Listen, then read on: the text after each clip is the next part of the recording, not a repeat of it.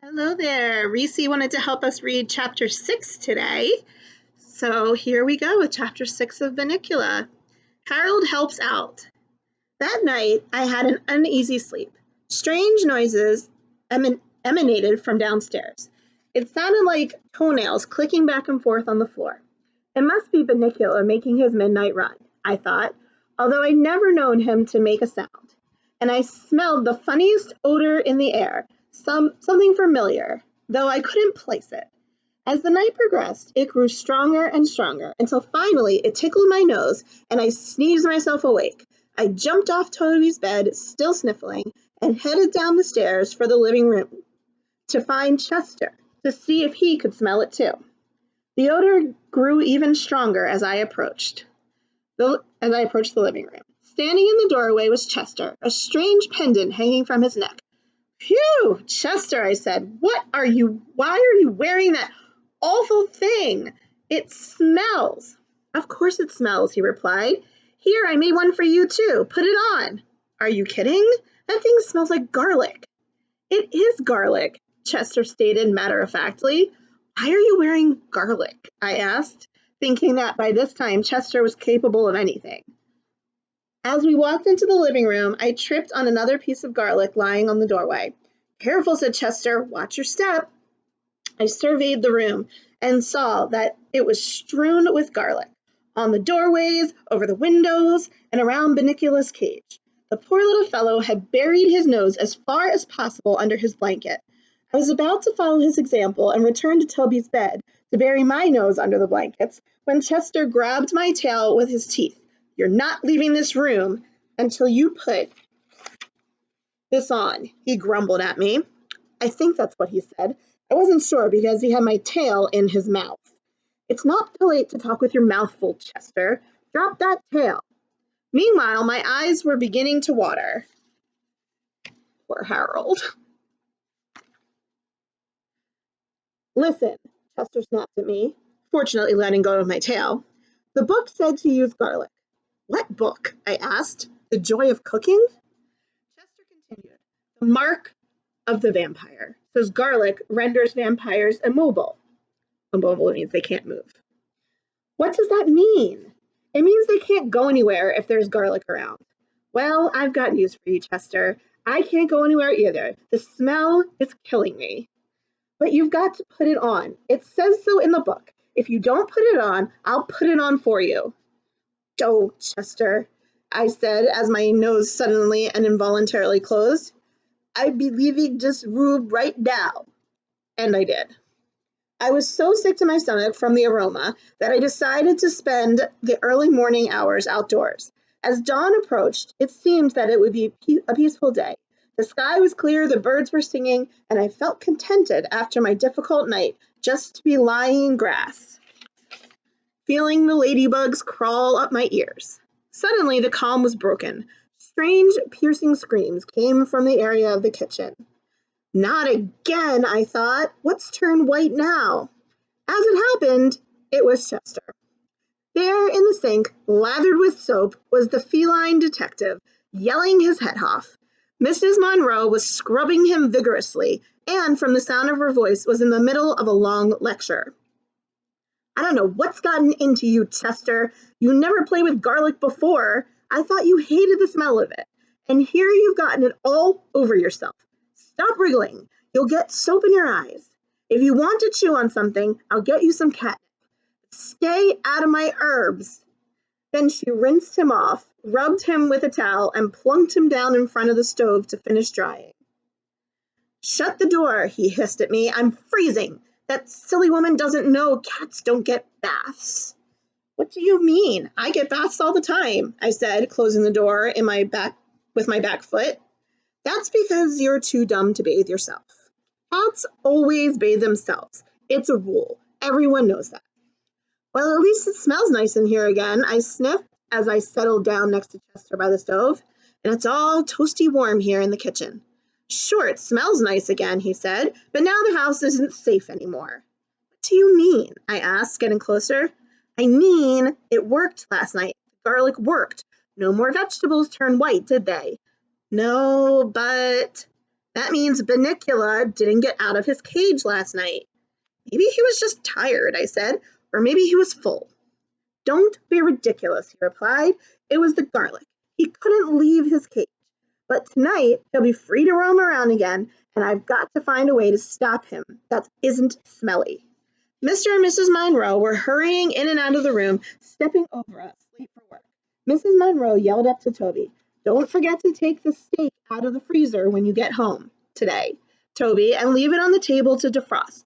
And this time, remember to put a plate under it." Chester's ears perked up. "Of course," he said. "That's what I'll do." And he strolled past me with a knowing smile. Mrs. Monroe turned off the stove and left the room. It was too much for me to figure out, so I went to sleep on the nice, warm kitchen floor. I was awakened by a bite on the ear. Chester was sitting by me, looking very impatient. "Boy, nothing wakes you up," he said. "I've been yelling and poking at you for 10 minutes." "I was dreaming," I answered defensively, "about a place where there weren't any cats around to bother nice dogs and wake them up when they needed their rest." "You can finish sleeping later," he said crisply. "Right now, you have to help me." "Do what?" I asked. "Get Bunnicula out of the cage." I sprang back. "Get him out of the cage? I thought that was what you didn't want. I thought you said he was dangerous. What if he attacks me?" "Aren't you ashamed?" Chester replied, "afraid of a harmless little bunny?" "Harmless? I thought you said he was a threat to this house and everyone in it. Isn't that what you said? Isn't that what we've been talking about all this time?" "He is a threat, but only at night. During the day, he's just a very sleepy rabbit, and that's why we have to do it now, while the sun is still up. Follow me," he said. "There isn't much time. Toby stayed down here forever, and the others will be home soon. Boy, you must have been tired, Harold. You slept through lunch." I followed Chester into the living room. My heart was pounding as he unlocked the cage door with his paw. It looked as if he'd had years of experience opening locks. The door swung open. Bunnicula was sleeping peacefully. He did, however, look a little green around the gills, probably from the garlic. I was just wondering how a rabbit could have gills when Chester said, "Okay, Harold, do your stuff while I get what I need from the kitchen." What do you want me to do?" I asked. "I can't read your mind." "Get him out of the cage and onto the floor, and I'll be right back," Chester said. "What? What? What?" I verbalized. "How am I supposed to do that?" "Use your head," he answered, and he was gone. Looking at the cage, I realized that was precisely what I would have to do. Until this moment, I had never had to face the possibility of actual physical contact with a real live rabbit. I looked upon my chore reluctantly. I seemed to recall my grandfather telling me that one picked up a rabbit by its neck with one's teeth. This I attempted, though the very idea set my stomach turning. I squeezed my head through the tiny door and gently placed my teeth around the skin of the bunny's neck. To avoid any suggestion of violence, I've never been one for sport of hunting. I preferred to think of myself as the creature's mother, carrying it off to safety. Unfortunately, I couldn't carry it anywhere, for once my head was in the cage, it wouldn't come out again. I could go neither forward nor backward. At that moment, Chester appeared at the door, carrying in his mouth what looked every bit like a nice, big, juicy, raw steak. My eyes popped, my teeth dropped Bunnicula, my mouth opened, and I began to drool. After all, I had missed lunch. "Chester, what are you doing with that steak? Haven't you gotten him out of there yet?" "I can't get either of us out of here. My head's stuck." "Oh, Harold, sometimes I despair. Here, I'll get you both out. I should have done everything myself." He came over, dropped the steak just a few feet away from me, and climbed up on my shoulders. "You pull your head out while I push against the cage." "Who gets the steak?" I asked. "Don't worry about the steak, Harold. Just pull." I would have I would have more motivation if I knew who was to get the steak. Chester ignored me. I pulled, he pushed. I felt something go pop. We all fell in a jumble. Chester, the cage, Bunnicula, and me. When I looked around, Bunnicula was lying next to me, still sound asleep. There you are, I said. We got him out. Now let's eat. No dice, Chester said. Just read this to me so I'll be sure I'm doing it right. And then he handed me a book. That book. Again. Start at the top of the page, Chester said as he picked up the steak. Why don't you read and I'll hold the steak? Humph, Chester replied as I took it to mean that I was to start reading. To destroy the vampire and end his reign of terror, it is necessary to pound a sharp steak. Chester interrupted. A sharp steak?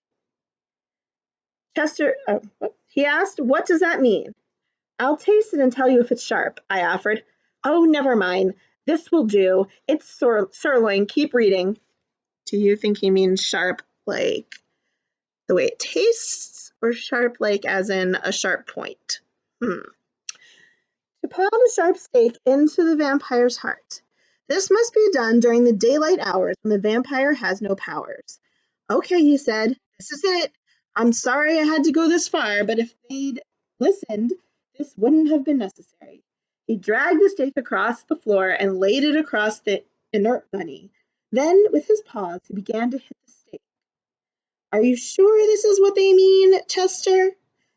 Am I anywhere near his heart? He asked. It's hard to tell, I said. All I can really see are his nose and his ears. You know, he's really sort of cute.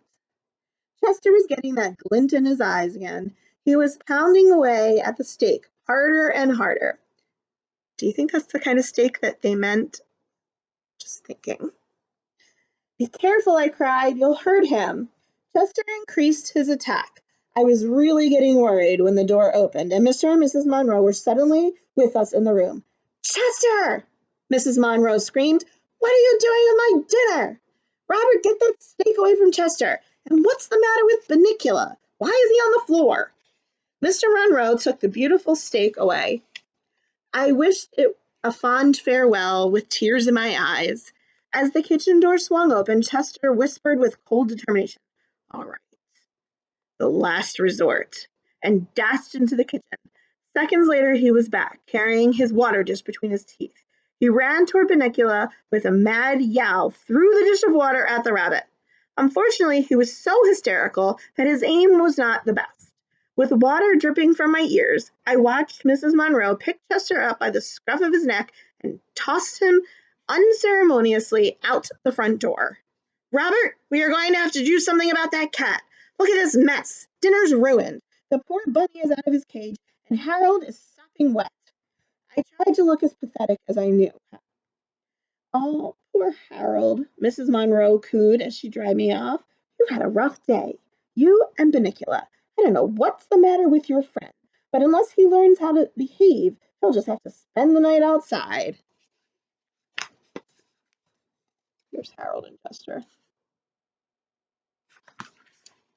Mr. Monroe, meanwhile, had restored Bunnicula to his cage and the cage to the window sill.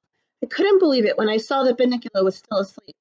Anne, Mr. Monroe said, the steak is ruined.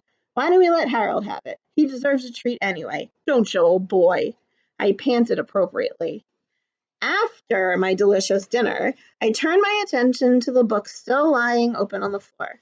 Another method of destroying the vampire is to immerse the body in water.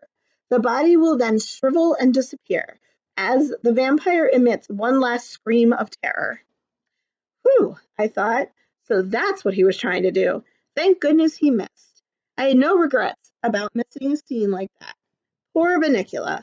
I looked over toward the cage, and there on the other side of the window was a pathetic tabby face looking in. His little nose was pressed against the window. I couldn't hear him, but from the movement of his lips I could see he was very unhappy. Poor Chester. As for me, Mrs. Monroe spent the evening petting me, and the family chatted with me all night long, and of course I'd had my yummy steak dinner. So it wasn't such a bad day after all, except that now my steak was all gone. Poor Harold. Oh boy. All right, so I'm going to post in the discussions. I want you to make a prediction. What do you think is going to happen next? So I want you to think about all that's happened so far, how Chester has just been acting totally crazy, and now he's put out of the house. So do you think that he's ever going to convince them that Bunnicula is actually a vampire? Are they going to figure it out? What do you think's going to happen? And stay tuned for chapter 7.